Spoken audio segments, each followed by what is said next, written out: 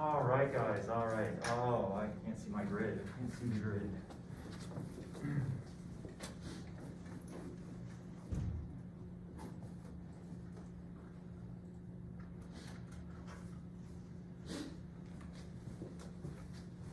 All right, without breathing too much, let's stand up, let's stand up, let's stand up. Look at somebody and say, I hope you were safe. Hope you were safe on Halloween. I hope you were safe on Halloween. Hope you were safe. Okay, let's sit back down. Let's sit back down. We have what on Friday? We have what on Friday? Quest. It's even worse. It's even worse. Okay, I'm going to give you back Quest 3 the same day I give you Quest 4. How mean is that? How cruel is that? I'm going to give you back Quest 3, and I'm going to give you back Quest 4. Typically on that content in Quest 3, the average historically has been in the 60s. The average historically has been in the 60s. So we'll see where it ends up. I haven't really taken a break and taken a look at it.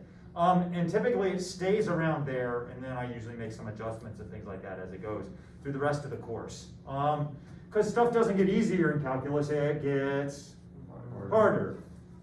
Okay, as we get ready for the quest, somebody asked, what are the flashcards? What flashcards might I be responsible for? So those flashcards are 80 through 94, 80 through 94, 96 through 98, and 101 through 109, and 101 through 109. Those are the flashcards, this content. Basically it's going to be a 13.3, a 13.3, and a 14.2 quest. Basically, it's going to be a 13.3 and a 14.2 quest. There'll be a little bit of 14.3, which is what we're going to talk about today. There'll be a little bit of 14.3, but more related to definitions, more related to definitions. Definitions often show up in what part of a quest? Definitions? True and false, the true and false. Okay. So imagine that you're facing these beasts. Imagine that you're facing these two beasts on Friday. You're facing these two beasts.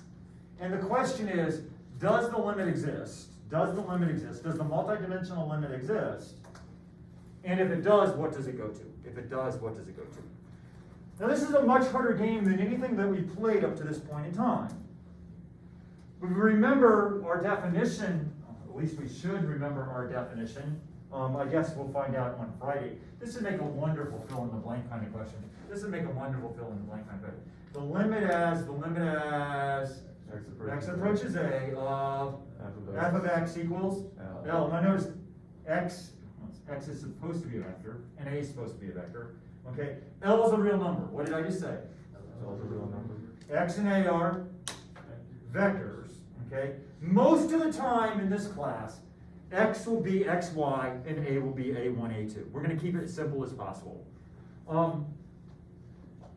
This limit exists if and only if for every, this is the definition, if and only if for every, there exists a, such that what? You fill in the rest of the blank. You fill in the rest of the blank. Just like you might have to do on Friday. You fill in the rest of the blank. What do you have in your gray matter? What do you have in your gray matter for the definition of the limit? This is the definition. This is a theorem.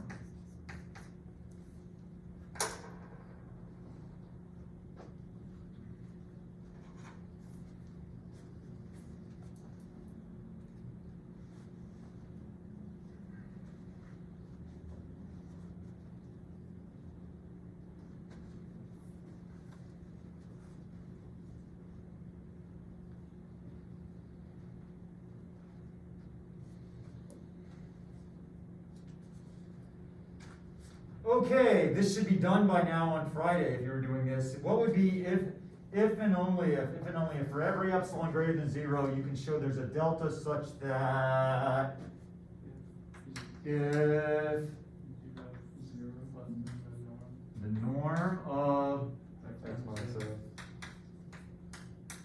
is less than delta, it implies that absolute value of f of x minus L is less than epsilon.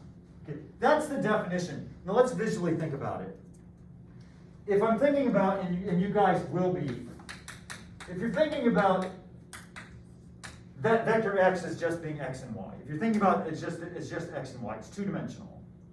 Then I can plot, when I say z equals f of x, y, you say space sheet. So I think I've got this space sheet. I've got this A down here in the domain. I've got this A down here in the domain. So this creates an interval where? This creates an interval of length epsilon where? On the z-axis. On the z-axis. Who's in the middle of the interval? Who's in the center of that interval? The number L. You go up epsilon to L plus epsilon. You go down to L minus epsilon. And we're saying that you give me any interval of length epsilon on the z-axis. A points down here. There'll be a circle whose center is,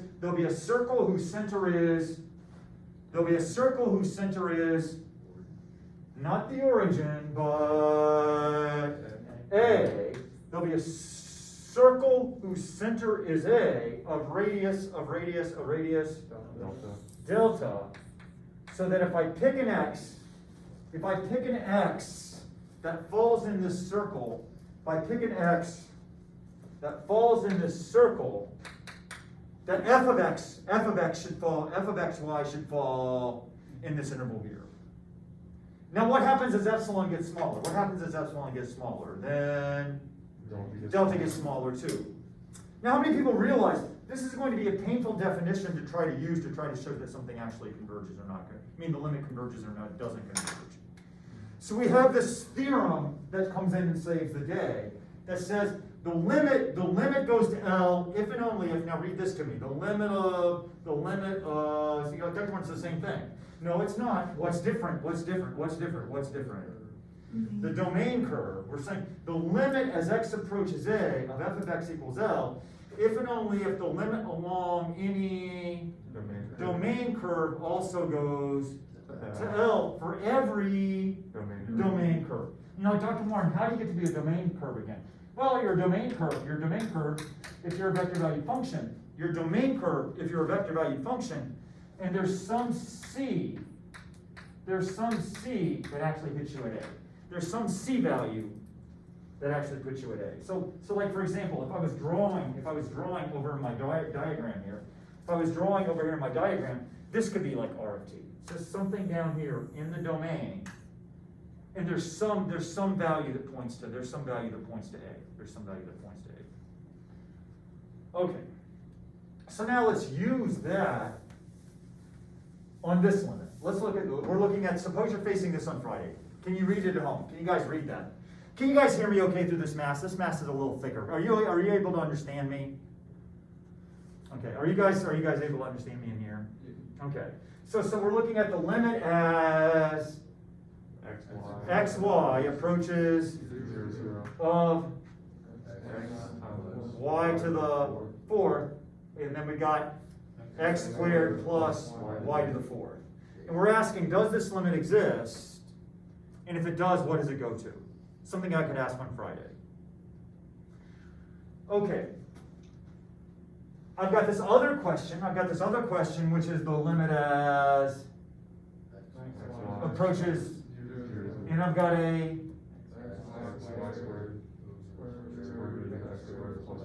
so did you guys get that at home? It's x, y squared over the square root of x squared plus y squared.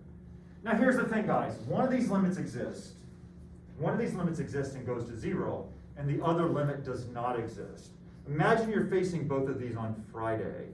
Which do you think that the one on this board or the one on that board actually exists?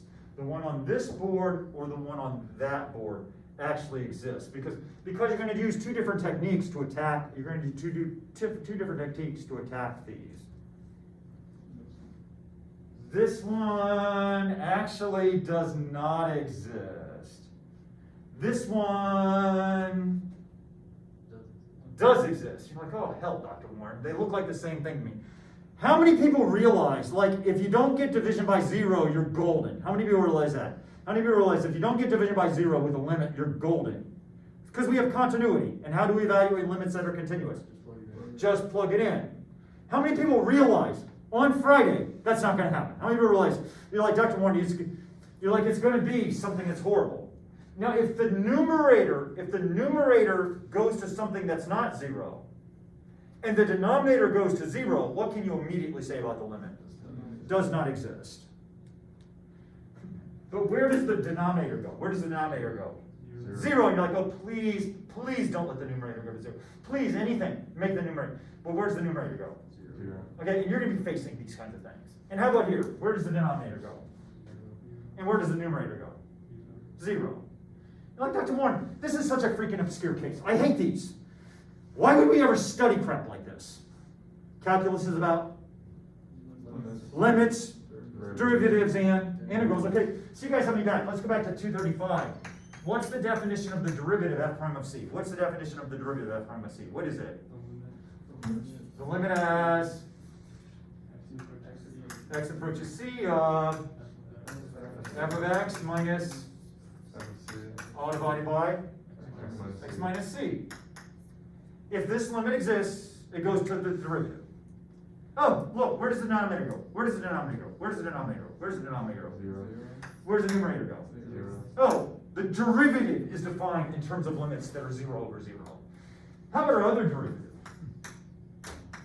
How about the derivative of a vector value function? How that's defined? Okay, this is one of your flashcards. What about the derivative of a vector value function? R prime of c.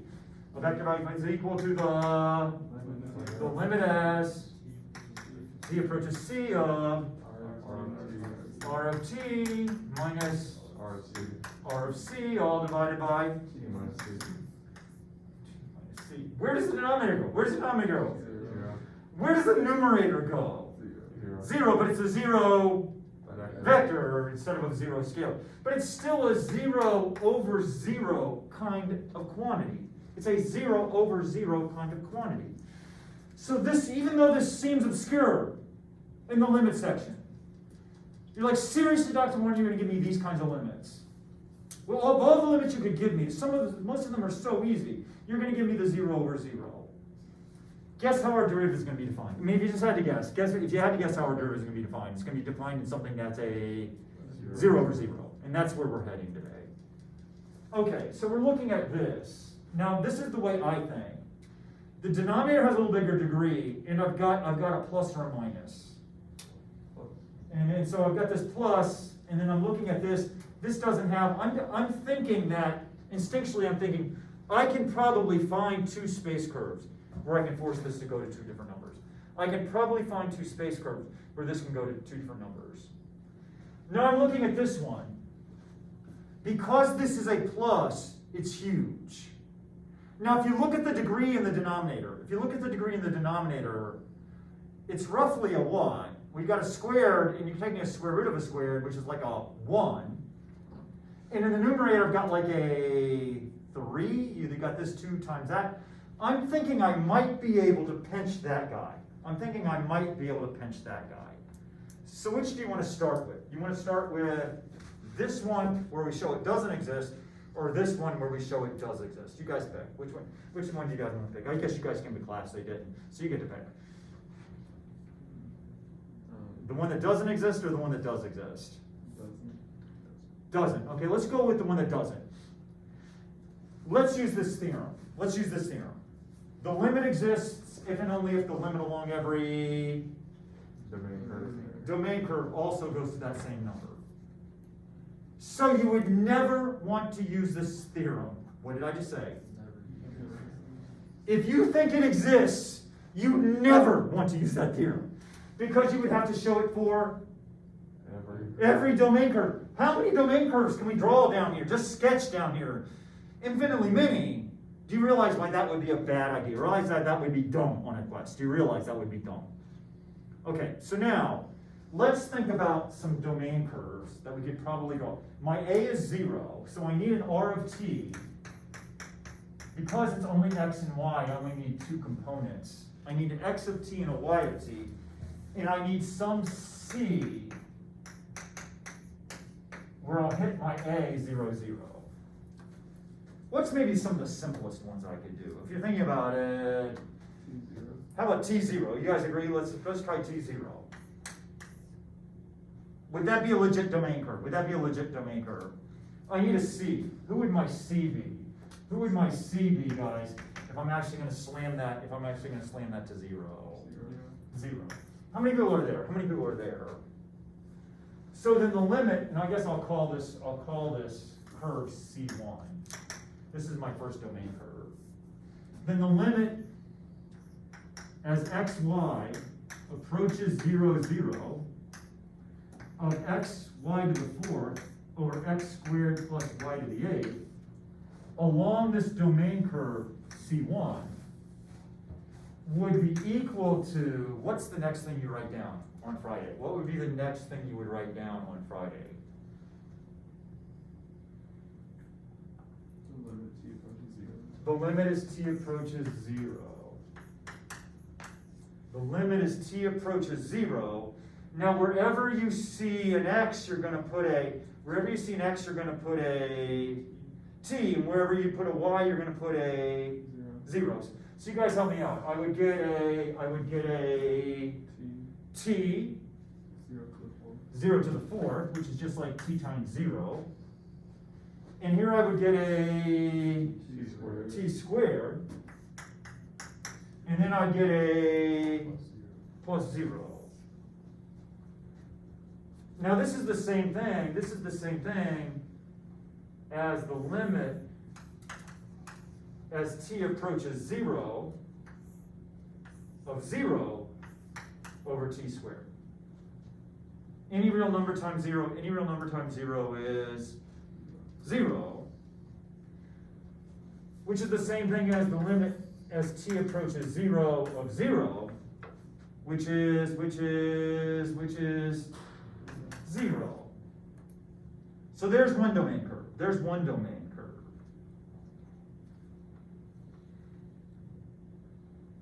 Now we need another domain curve. We need another domain curve that will go to a different value. Well, instead of instead of t0, let's try another simple one to be 0t. Let's just see what happens.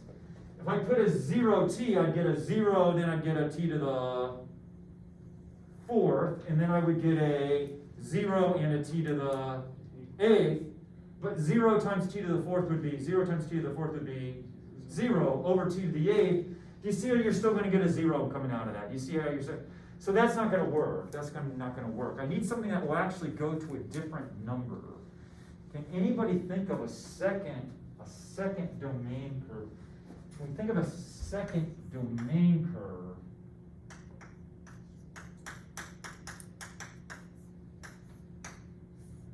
where I could get a different number coming out of it? TT, let's think if we put in a TT. If I do that, I would get a t to the fifth, and then I would get a t squared Plus T to the 8th. t to the eighth. Could I factor out a t squared? Could I factor out a t squared? And then I'd get a t cubed over 1 plus t to the sixth. But as that goes to 0, you're still going to get 0. So nice shot, nice shot. I like that. Can anybody think, maybe it does go to 0. Can anybody think of another domain curve? Now guys, I did the problem before class, so I mean, like, I know the answer.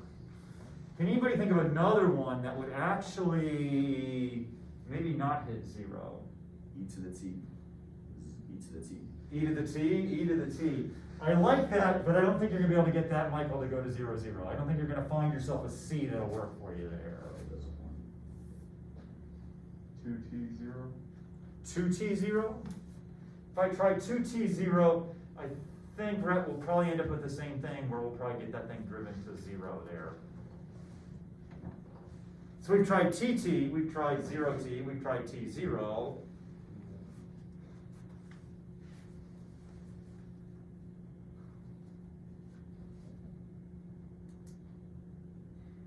if I was gonna have this be a constant, if I was gonna get to this to go something, then I want the degree in the numerator to be the same thing as the degree in the denominator. This is a eighth. Is there any way to make that into an eighth? Something that's C squared. If I tried, see, I'm trying to get you guys to think like this, because you may have to think like this on Friday. What if you made x t to the fourth? Suppose you made x t to the fourth. Then this would be like a t to the fourth. Here I would get a t to the eighth. But this would also, I mean, what could I make this so that if I made this a t, now first, before you start anything, could you hit 0, 0? Would there be a c where this domain curve would actually hit 0, 0? Yeah. Next, now let's just think. Here I would get a t to the, 4. here I would get a t to the, 4. so I'd have a t to the 8. Here I would have a t to the 8. Here I would have a t to the 8. How many t to the 8s would I have? 2. So what would that limit go to? What would that limit go to? 1/2. 1/2. Would that be a different number? Would that be a different number? Okay, so now you guys do that. You run it along. You guys write down all the work that would be associated, just like you'd have to do on Friday. You write down all the work that would be associated with running that along that second space curve C2.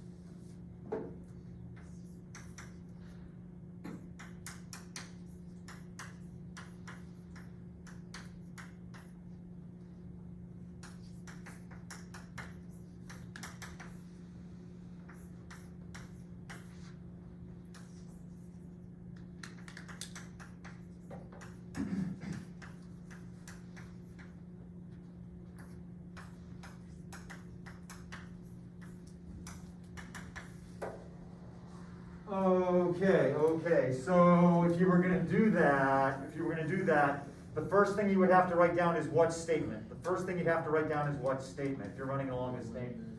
The limit as xy approaches 0, 0, and what would you put on the bottom here?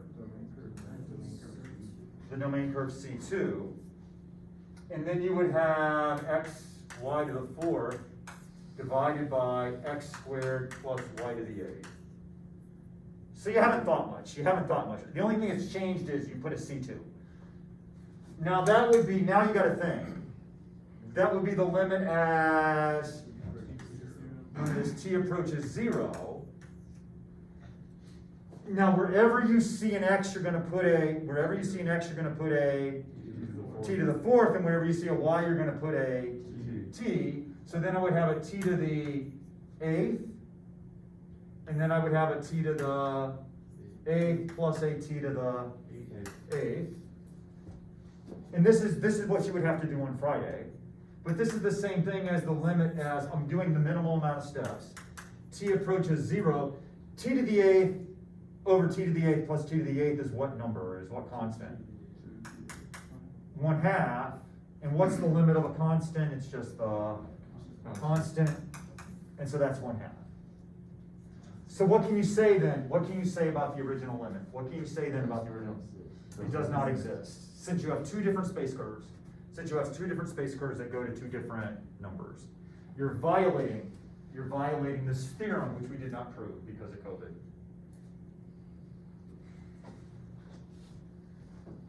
Does this make sense? Does this make sense?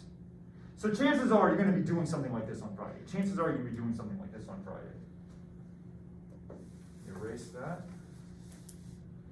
Now let's go to this beast. Now let's go to this beast.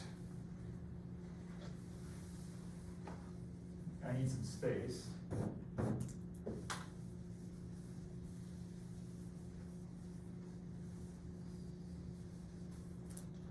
Now let me try to motivate why I think the limit exists. And I want you guys to think like this on Friday. If I'm looking at this has more degree than this. This has got a plus here. If I make a denominator bigger, what happens to the overall fraction? If you make a denominator bigger, what happens to the overall fraction? It gets smaller. It gets smaller. If you make a denominator smaller, what happens to the overall fraction? It's bigger. And so I'm looking at this, and I'm like, hey, if I throw away the y squared, it's positive, right? If I throw it away and I'm just left with x squared, would the fraction get bigger or smaller? If I throw away the y squared, would the overall fraction get bigger or smaller? If you throw away the y squared, would the overall fraction get bigger or smaller? Bigger. Bigger, because this is positive. Okay, what's the square root of x squared? X. Like x, roughly. Take absolute value, we'll talk about that in a moment. That x would cancel out that x. This y would be gone. I'd be just left with y squared. Is there any more division to worry about? Is there any more division to worry about? No, so we can evaluate the limit by just plugging it in, so that would go to 0. If I throw this in absolute value, it's always going to be greater than or equal to 0. And that's my motivation. That's my thinking that, hey, I think I can probably pinch this guy to 0. I can probably pinch this guy to 0. This is the theorem that we talked about last time. I wrote it down in 2 dimensions instead of as x going to a. Read this to me. Read this to me. Limit as xy approaches a1, a2. X approaches a. F of xy equals 0 if and only if the limit as x approaches a of the absolute value equals 0. But it goes both directions. If this is 0, then it means that is. If this is 0, it means that is 0. Guys, if this ain't 0, this is a lie, okay? If this is 7, you know nothing about this. If this goes to 7, you know nothing about that. You can argue it goes to the absolute value of 7, but not much more than that. Okay.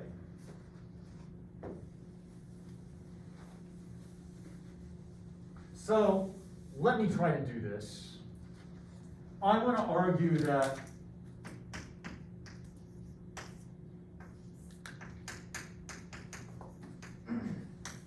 if I'm looking at this, guys, if I'm looking at this would always be greater than or equal to 0. True or false? True or false? True or false?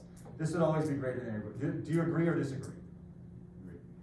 This would be less than the absolute value of x squared y over the square root of x squared. You know, like Dr. Warren, what black magic did you use? Oh, I threw away something positive.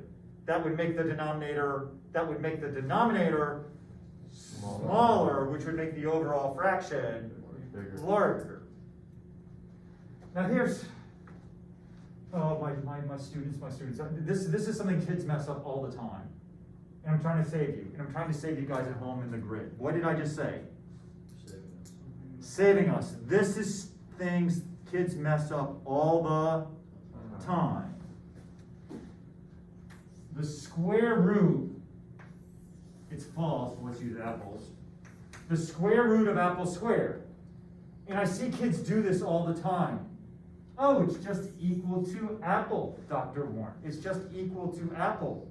But guys, this doesn't make sense unless what you're putting in there is positive. Like, for example, 5. The square root of 5 squared is 5. You're like, Dr. Warren, there's no problem. But what if it's negative 5? Are negative numbers real? Are negative numbers real?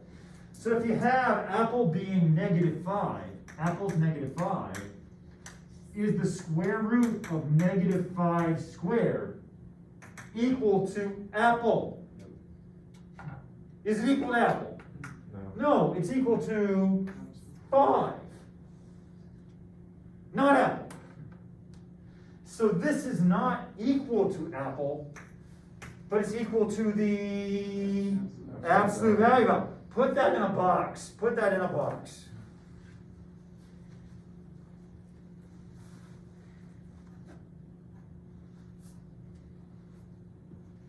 Oh, I hate not having a word.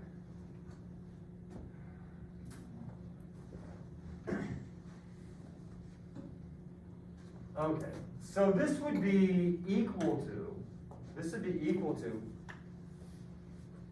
no matter what I say, you're not gonna listen, I can tell already. Evil spirit, you guys have all come back to me. You've come back to me, like, after Halloween. Like, bad things happen to you on Halloween, I can tell already. You can't learn. Look, guys, go to the grid, just go to the grid. I mean, guys, look at yourselves.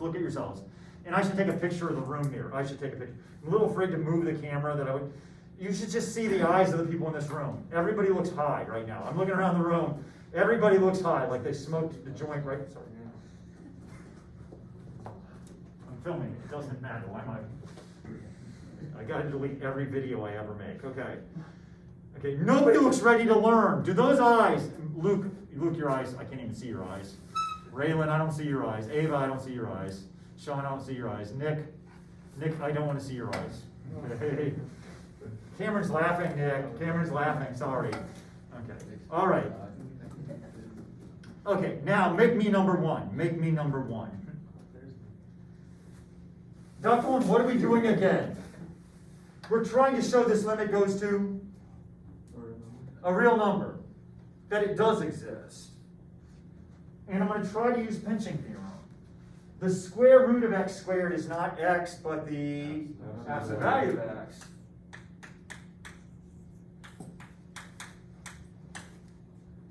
Okay, now, yes. Is it X, Y squared? Is it x, y squared?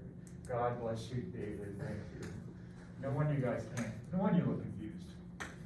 I did not smoke before I came into class, I'm just letting you know, or ever. Okay, okay, guys. Now, look at this. The absolute value, here's some rules for absolute value that I know you've forgotten. Here's some rules from Math 235. The absolute value of soda can times cigarettes is the same thing as the absolute value of soda can, I'm looking at you, I'm not looking, times the absolute value of cigarettes. There's one of the properties. The absolute value of, what other vices do people have?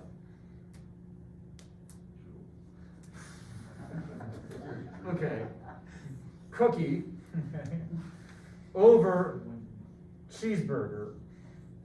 The absolute value of cookies over cheeseburger is the same thing as the absolute value of cookie divided by the absolute value of cheeseburgers.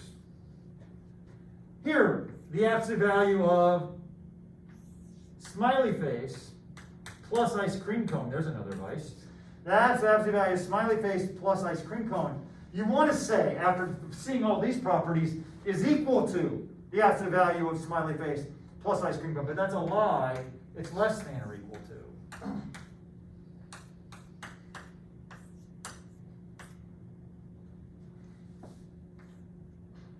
Okay, now look at this. This would be the same thing as the absolute value of x times the absolute value of y squared, and the absolute value of the absolute value is just the absolute value. These guys die, and so this would be equal to the absolute value of y squared. Now guess where that goes? Guess where that goes as y goes to 0? Guess where that goes as y goes to 0? 0. Where would this go? Where would this go, guys? Where would this go? 0. And so this is the way we can show this limit exists. Let me get rid of all these vices.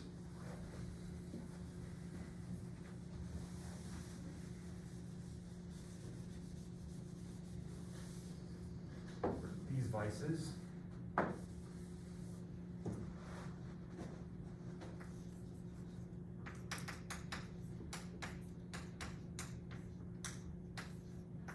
Where does that go? What's the limit? I mean, where does that go? Just plug it in. You're like, Dr. Warren, that's a constant. So that goes to zero. The absolute value of xy squared over x squared plus y squared is less than the absolute value of y squared. Did we not show that? Did we not? Is that not what we just argued up above? Is that what we just argued up above? Now let's look at the limit as x, y approaches 0, 0 of the absolute value y squared. Is there any division here, guys? Is there any division? Is there any division to worry about? Is there any division here? Is there any division? No. It's a continuous function. How do you evaluate continuous functions? Plug it in. Continuity is your BFF. So this would go to, x would be 0, there ain't any x's. Y is 0. This goes to the absolute value of 0 squared, which is 0. So this is always greater than or equal to 0. The limit of 0 goes to 0. The limit of this guy goes to 0. Then by pinching theorem, where does this guy have to go? By pinching theorem, where does that guy have to go? 0. To 0. So by pinching theorem, the limit as xy approaches 0, 0. This is over my xy squared over x squared plus y squared goes to 0. But back here, if the absolute value goes to 0, then the function goes to. If the absolute value goes to 0, then the function goes to. If the absolute value goes to 0, then the function goes to 0. Which is what I wanted to argue. Now, chances are I wouldn't ask you to prove or justify something like that on Friday. But I would sure as hell bury it in a true false.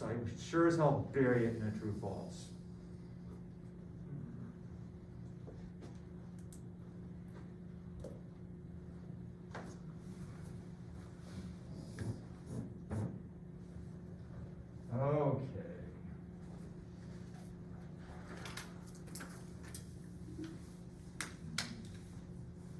Dr. Warren, you said when you know the limit doesn't exist, don't use the theorem? Yeah. When you know the limit, you think the limit does exist. Do not use this theorem, because there's no way, Michael, you're going to show it along every space curve. You use this theorem when you think the limit does not exist. Okay, stand up. You guys need to stand up. This is when I wish it wasn't COVID. I would have everybody in the room, and we'd just be slapping each other. It'd be like the octagon in here, just to get people to wake up. Stretch, stretch, stretch. Say your mother's name. Say your mother's first name. You better know it. Say your mother's first name. Okay, Carol. Okay, Carol. Okay, let's sit back down. I had friends that would call their mother by their first name, and it always weirded me out. I don't know what it is. But I'm like, okay, like if I ever called my mom by my first name, my dad was a Marine, okay? I wouldn't be like standing. The hardest I ever got hit in my life was by my own dad, okay? And I played football, but the hardest was by dad, okay? Because there was one day, we were playing basketball, and Dad was not a basketball player. He played starting center for Miami, Ohio, okay? He was also competed into things leading into the Olympic trials for shot put and discus. But I was the oldest boy, and my brother Sam and Doug were out playing, and it was Dad and Sam, Dad and the youngest against me and Doug. And Dad just set these moving picks. He put his big butt, sorry, he's gone. But he would block out, he'd do this. And like, Dad, I was playing basketball at the time. You cannot set a moving pick. That's against, and Dad goes, it's my driveway, it's my rules. And I'm like, okay, we're gonna play moving violations. And I was playing football. I was probably, I know it's hard to believe, but I was probably about 210 at the time. I was probably about 210 at the time. A little taller than I am now, but I just got the basketball, and I don't know what got into my mind, but I just went right at Dad. I just went over dribbling, and he was there, and I hit him with my shoulder. And I mean, I've never seen Dad go down, okay? Dad went down onto the driveway at that point in time. And then it was like something out of a horror movie, okay? Because Dad was probably like 260, 270. He was still bench pressing like 315, 320. This is like when he's like 50 some years old. He used to bench press 500 pounds in the 1950s. 500 pounds. He cleaned and jerked 315. Cleaned and jerked 315. He sprung up like something out of a horror movie. Just like it was like he didn't say, it was just like he just, he's got me up against the van. And I'm just like, you think somebody smart would go, sorry. I'm like, what are you gonna do, big man? Hit me? What are you gonna do, big man? Hit me? What are you gonna do, big man? And that was it. That's all I remembered at that point in time. The next thing I remembered, I was on the ground and I wasn't leaping back off.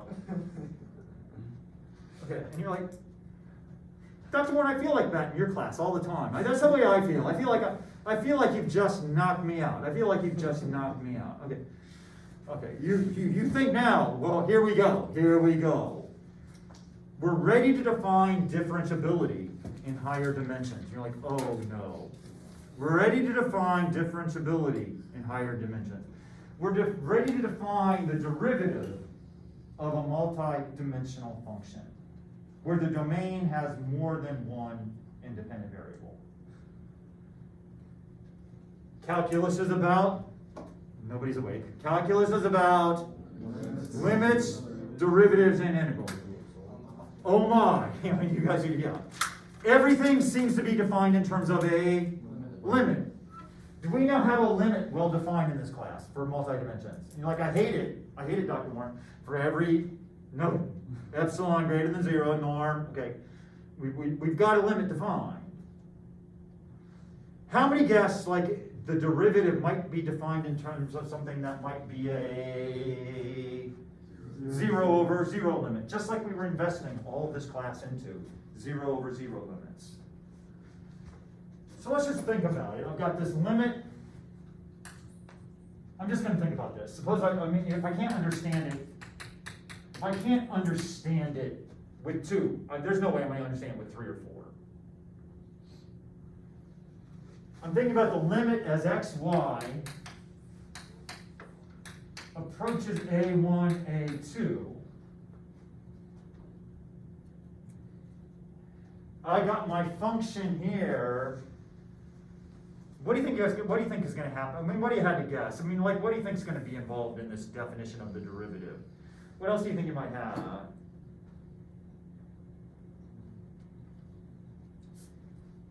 How many people think it might be a 0 over 0 limit? How many people think it? What are you going to need if you're going to have a 0 over 0? What are you going to need? A fraction. So let's put that there. Okay, if you're trying to figure out the numerator, well, let's go back. For f prime of c, it was f of x minus f of c over x minus c. For r prime of c, it was r of t minus r of all divided by t minus c. I mean, if we had to guess, I mean, what do you think it might be? I mean, if you just, like, if we're thinking about it, what do you think it is? F of x, y minus f of a1, a2.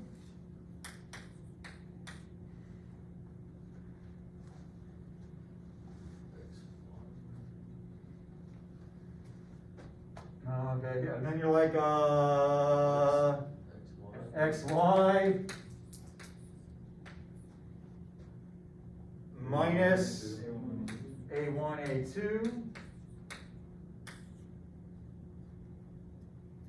And like, well, what's the result going to be? Like that'll be 0 over 0. But guys, let's think about this for a second. This is a vector minus a vector, which is a, this is a vector minus a vector, which is a vector. Like, give me a vector, any vector. If you like type 1, I don't know what a vector is. You better know what a vector is. A vector is a or triple of. So give me a vector. 1, 2, 3. 1, 2, 3. Michael Jackson. Sorry, this was one of his songs in the 70s. 1, 2, 3. Or maybe it's ABC. I don't know. Okay. Forget it. Okay. Now what's 1 over 1, 2, 3? Well, Dr. Warren, you mean you take this vector and you multiply it times that vector and you get what? Vector division. No, we've got, do we have a scalar multiplication? Do we have a scalar multiplication? Yes. Do we have a dot multiplication with vectors? Do we have a cross multiplication? Do we have division? No. No! Oh, crap. You're like, oh, it can't be x minus a. Because this doesn't make any sense. And this is where it all falls apart. This is where it all falls apart. I'm gonna write down the definition. And you're not gonna like it. I'm gonna write down the definition and you're not going to like it.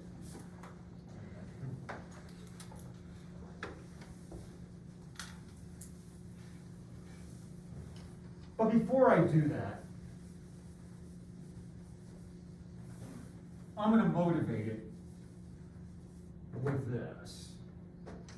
Let's go back to Calc 1. F prime of 3 by definition is equal to what? You better know. You don't give me those marijuana eyes.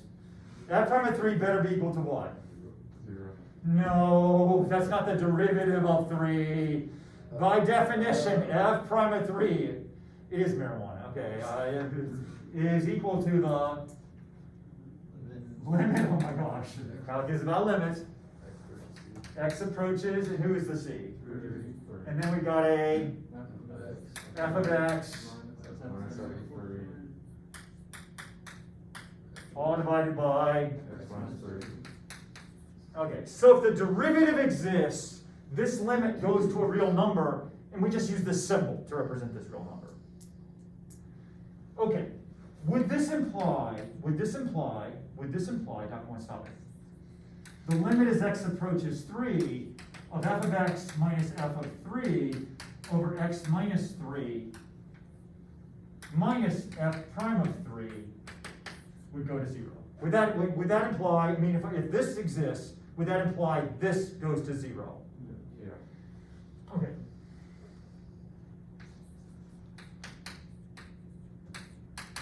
What's the limit of a constant? What's the limit of a constant? What's the limit of a constant? A constant. This is just a constant. This is just a constant. It's whatever the derivative is at 3. It's just a number. Think about x squared. What's the derivative of x squared? 2x, evaluated at 3. Oh, it's 6. It's a constant. This is the same thing. I can argue that this is the same thing as saying the limit as x approaches 3. I can argue that this is the same thing as f of x minus f of 3 over x minus 3 minus f prime of 3 is equal to 0. In this case, the limit's here. In this case, the limit's here. But this is equal to the limit. It's a constant. It's like the limit as x approaches 3 of 7 is 7. F prime of 3 is equal to the limit as x approaches f prime of 3. And then I just take the limit out. The limit of a sum is the, Dr. Warren, I hate you. The limit of a sum is the sum of the limits. The sum of the limits is the limit of the sum. And so that's what I've got. How many people are with me so far? Okay, so now if you've got 2 over 5 minus 8. Now here we go. 2 minus 5 over 8, is that the same thing as 2 minus 8 times 5 over 5? Now remember, you're in Calc 3. So I've got to ask you, okay, does 2 over 5 minus 8 equal 2 minus 8 over 5 over 5? Is that the same thing? Yes or no? Yes or no? Yes. And you better say yes at home. Okay, so this is going to be my 2. This is going to be my 5, and that puppy's going to be my 8. This is going to be my, this is going to be my, 5. and this is going to be my 8. So you guys are going to do the work. You guys are going to do the work, not me. You guys are going to do the work, and this would imply the limit as x approaches 3 of what? Of what? Of what?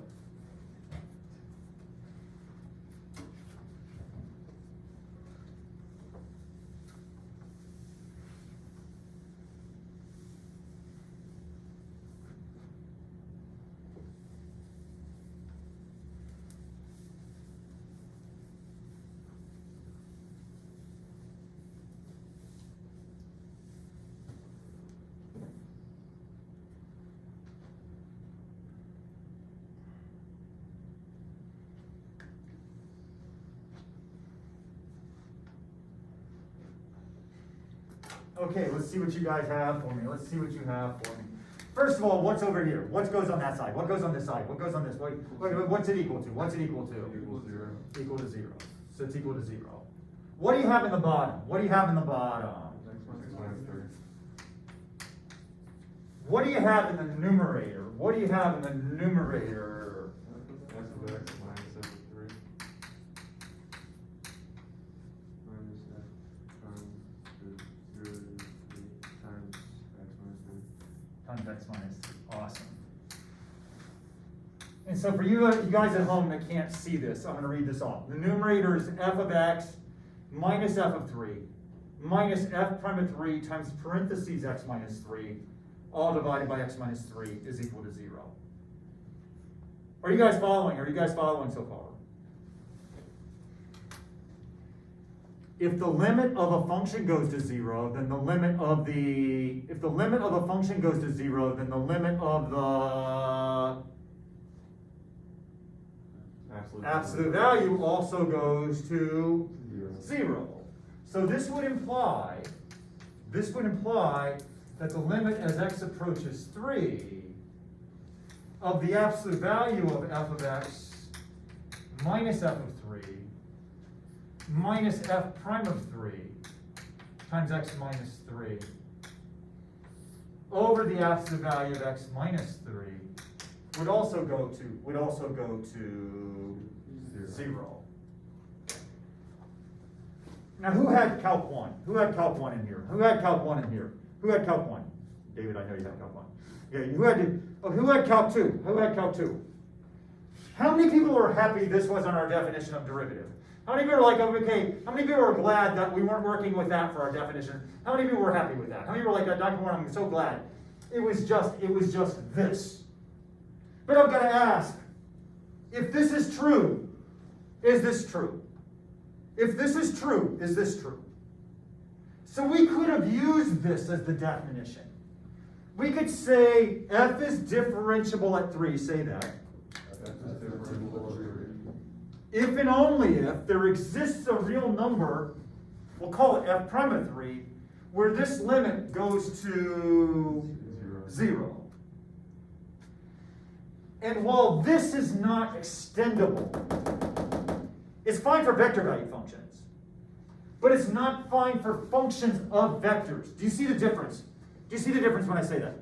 It's fine for vector value functions, but it's not fine for functions of vectors.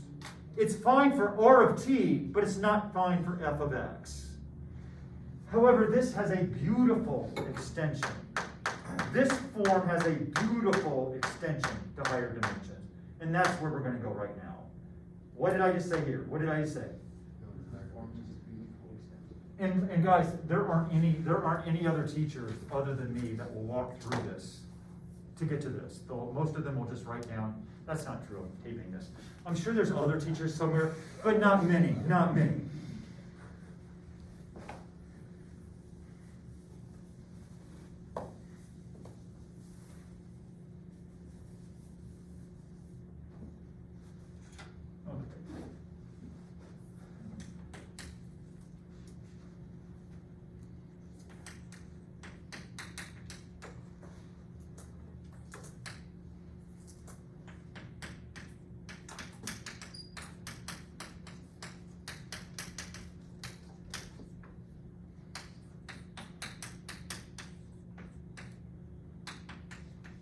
Okay, read what we have so far, because I'm gonna write it in general. The function f is differentiable at x equals a, if and only if. This is where you're gonna be frustrated.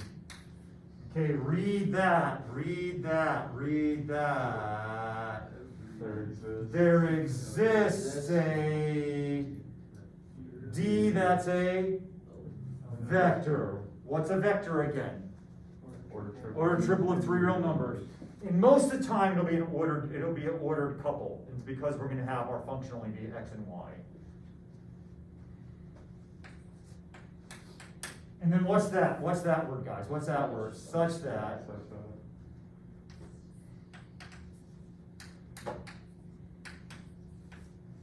And here's our definition. The limit as. X minus a. Does this make sense? I mean, is this surprising to you? If we're talking about differentiability, is it surprising it'd be defined in terms of a limit? No. Now here's where it starts getting pissy. We have a absolute value, and there's a zero. Is that x approaches a or x minus Thanks, Cam. No wonder you guys look confused. I'm like, what are they, okay. Yeah, no, I mean, people are defined, I mean, like, no, you know, the x limit as x minus a. Limit as x approaches a, thank you, Cameron. Okay. Now, we're a little disappointed because there's a absolute value. Notice, guys, this isn't a vector, this isn't a vector, this is a scalar. Shocking! There's a fraction. I'm like, okay, not so shocking. The numerator is going to be this.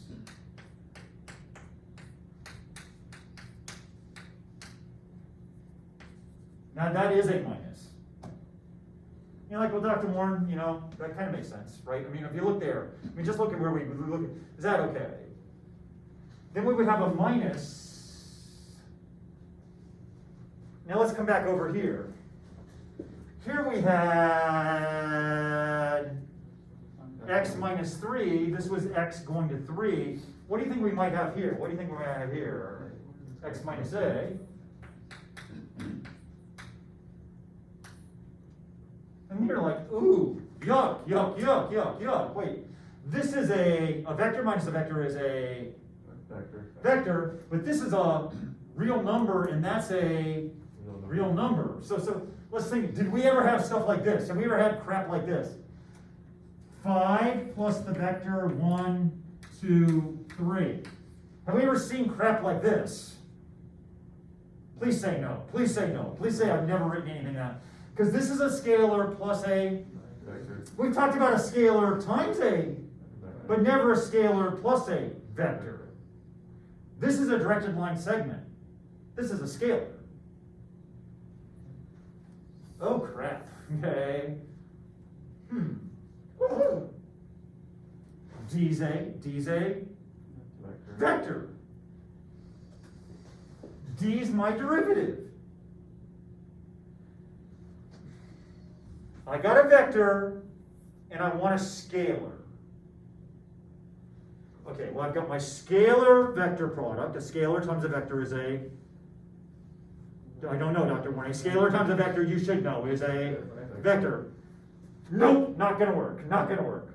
I've got my cross product. A vector cross a vector is a not going to work. A vector dotted with a vector is a, oh, that might work. D dot x minus a.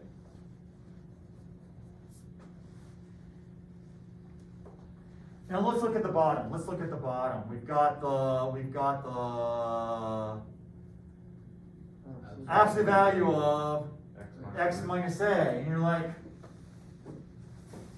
like, well, we can't talk about the absolute value of x minus a, but we can talk about the norm of x minus a.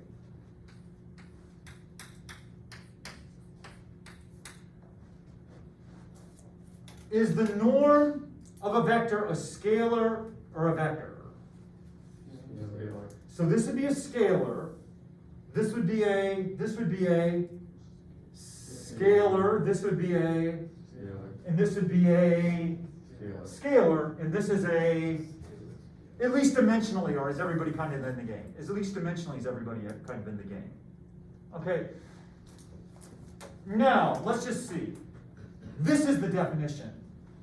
We call this vector D, the derivative. We call the vector D the derivative of f at x equals a. We call this vector D the derivative of f at x equals a. You're like, well, Dr. Warren, I don't like D. Sorry. We'll come up with a different notation in a little bit. I don't like D. Is there anything like f prime of c? Is there anything like f prime of 3? No, there's nothing like that. We're going to need completely brand new notation.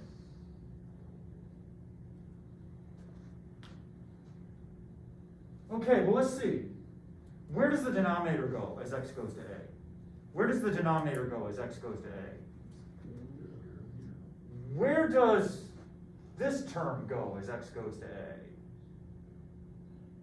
Where does d dot x minus a, as x goes to a, this would be like d dot 0, the vector 0, which would be 0. Where does this go as x goes to a? 0. So guys, the denominator goes to 0, the numerator goes to 0, and we're saying if this limit exists, the function is differentiable. Is this a natural extension of this? Okay, so now I'm going to get you guys busy. What I want you guys to do is I want you to translate this. Into just 2 dimensions. Where x is xy and a is a1, where a is a1 and a2. So translate this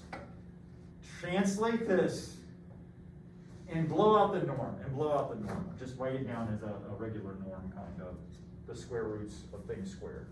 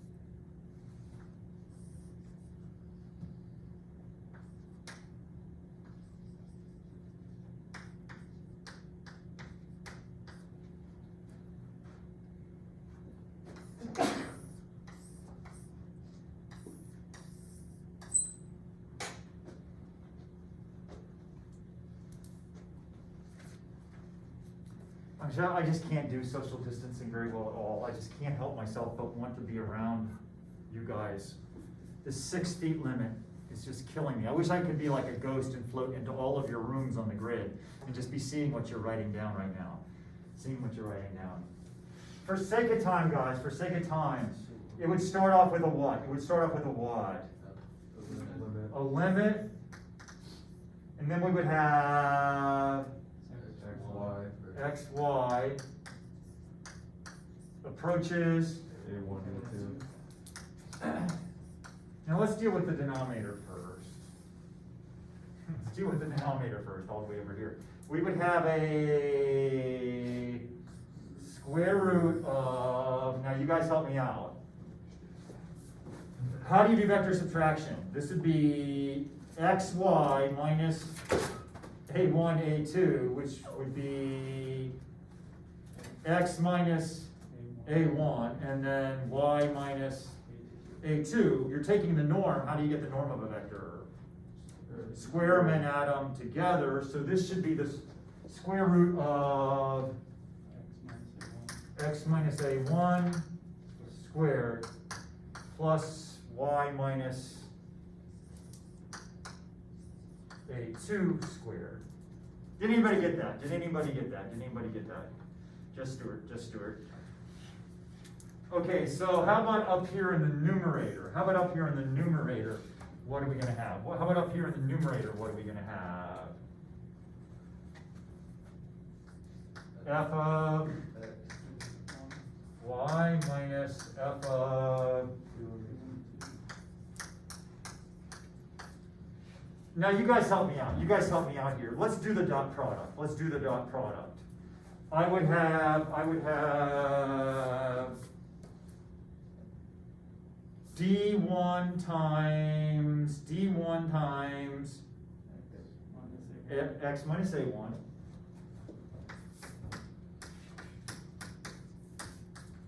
and then minus D2 times y minus a2. And this limit would always go to the number 0. Even though you didn't do that, I think Stuart was maybe the only one who got close. How many people understand? How many people understand why this is what it is? I mean, is this making sense? See Cosmo's hands. I see Cosmo's hands. And okay, look at the time. Look at the time. Look at the time. What time is it? What time is it?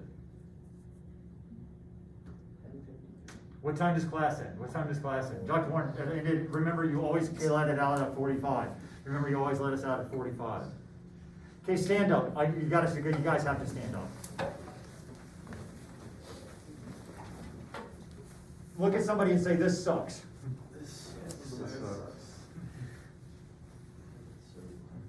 Stretch. Okay, let's sit back down.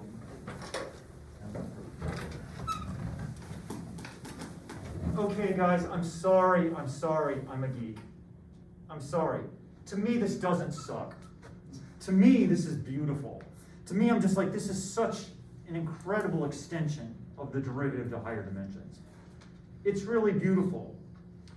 Is it still a 0 over 0 limit? Is it still a 0 over 0 limit? And it really arises very naturally from that massaging my definition of my derivative in one dimension. This is where we'll hang, but we'll never have to take that limit but twice. We'll never have to do this but twice, because we can cheat using Calc 1. I'm only going to do this for one and only one domain curve. I'm only going to do this for one and only one domain curve. Dr. Warren, what the hell are you talking about? The limit is equal to 0. You're differentiable, Dr. Warren, shut up. You're differentiable if there's a vector D. There's two real numbers, that real number and that real number, where this limit goes to 0. Oh. But if the limit goes to L, if the limit goes to L, then the limit along every stinking domain curve must also go to L. If this limit goes to 0, then the limit of every domain curve must also go to 0. Okay, I've drawn over here for us. I draw, you draw. When I say line, you say. When I say plane, you say, I hate you, Dr. Warren. You say n dot x minus a equals 0. When I say z equals f of xy, you say space sheet. When I say r of t, you say space curve. Okay, so now, here's my domain. I'm looking at xy going through a1 and a2. Here's my space sheet.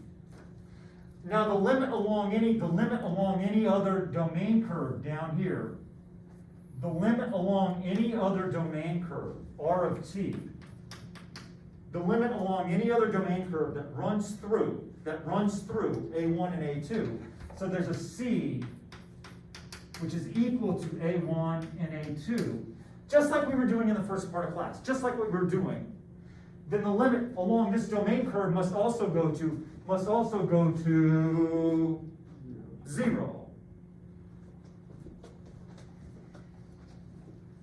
Now, because I have this, and you don't, you're gonna be mad at me. I'm just erasing that domain curve. Okay, guys. I'm going to pick the very simplest possible domain curve I can pick. I'm gonna pick a line. I'm gonna pick a line down here, and it's gonna run through that point. But when I say line, you say A plus TD. A plus TD. What's A's job? What's A's job? And what's D's job? Okay, now guys, when we say D, it has nothing to do with these guys. I'm just saying that, because like with me, when I'm not an auditory learner, and you're like, Dr. Warren, I believe that. I'm not a visual learner. I'm just not a learner. I'm a failure when it comes to learning. The only way I learn is by active stuff. If I'm not doing, I'm not learning. But I would have taken notes, and I would have thought D, and I'd go, oh, D, these must be the same D's. No. I say line, you say, no. It's a direction vector. I'm going to pick a line that runs completely parallel to the x-axis, that runs through. It's a line that's running parallel to my x-axis, but goes through this point. Let's find the space curve. I say line, you say A plus. Do I have an A? Do I have an A? Do I have an A? And in fact, it just happens to be called A. I don't have a D. What's the simplest direction vector? If I want something that's parallel to this, what's the simplest direction vector I could use for my direction vector here? Well, how about the one that runs like this, of length 1? What would that vector be? What would that vector be? I. What's the coordinates for I? 1, 0, 0. I'm not going to worry about the z because we're down here in the domain. I'm just going to call my direction vector D here. I'm going to call my direction vector D just the vector 1, 0. Then my R of t for my domain curve would be A plus t times 1, 0. How many people are following? How many people are following? Is it? Okay, let's put this in component form. Well, I would have A1 plus t, and then I would have A2 plus 0, which would just be A2.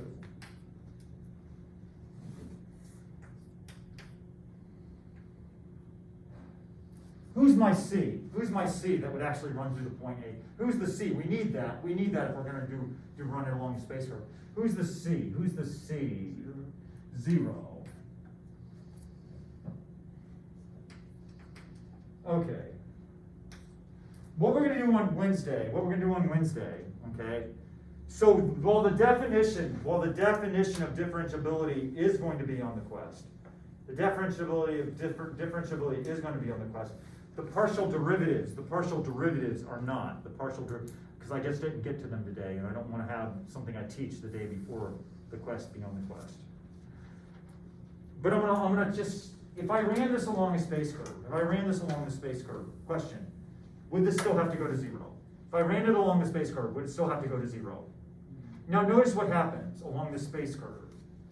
Who would you put in for x? Who would you put in for x along that space curve? Look over there. What would you put in for x? X of t. What would it be? 1. A1. And so this would go to 0. What would this be? A2. A2 plus T, which would just give me T, we're gonna pick up running this limit along this space curve on Wednesday. Does this make sense? Does this make sense? Okay, all right, guys, this is a tough part of the class, I get it, this is a tough part of the class. Okay, probably shouldn't have told the story about Dad, but I knew you wouldn't focus anyhow, so I would still end up at the same place. Okay, I will see you guys on Wednesday. Okay, there's room in here, guys, if you wanna be here, you should be here. There's room, I've only had about 10, so if you wanna be here, you should be here. See you guys, thank you. Thanks, David. Gordon, it's good seeing you in class. Yeah, I thought I meant.